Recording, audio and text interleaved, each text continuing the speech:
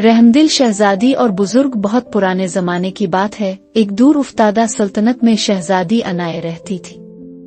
वो न सिर्फ अपनी खूबसूरती बल्कि अपने नर्म दिल और रहम दिली की वजह से भी मशहूर थी। हर रोज वो महल से बाहर निकलती रियाया के हालात देखती और जरूरतमंदों की मदद करती। एक दिन जब शहजादी महल के बाग में टहल रही थी, इसकी नजर एक कमजोर थके हारे बुजुर्ग पर पड़ी। वो धूप में निढाल होकर जमीन पर बैठे थे। उनका चेहरा पसीने से तर और आंखों में थकावट की झलक थी। शहजादी का दिल तड़प उठा। वो फौरन उनके करीब पहुंची और नरमी से पूछा, बाबा जी, आप यहाँ धूप में क्यों बैठे हैं? बुजुर्ग ने अपनी धीमी आवाज में जवाब दिया, बेटी, मैं दूर दराज गांव से आया हूँ। भूख और प्यास ने मुझे बेहाल कर दिया है। अगर थोड़ा पानी और साया मिल जाए तो बहुत मेहरबानी होगी।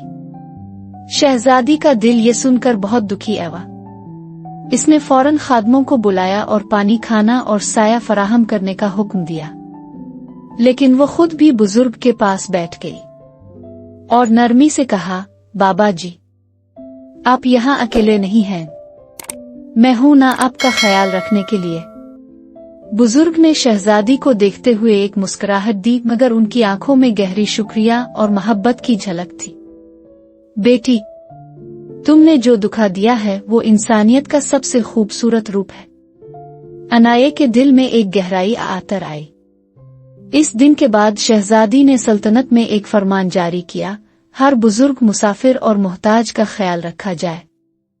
मुसाफिर खाने बनवाए जाएं, कुनवें खुदवाए जाएं और हर इंसान को इज्जत दी जाए। इस फरमान ने पूरे देश को मोहब्बत, हमदर्दी और सुकून से भर दिया।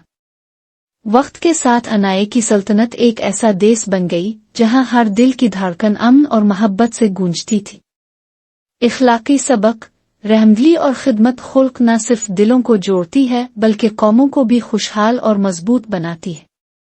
सच्चे दिल से की गई मदद कभी ज़ाया नहीं जाती। Please subscribe our channel for more informative and Islamic videos. Jazaka Allah.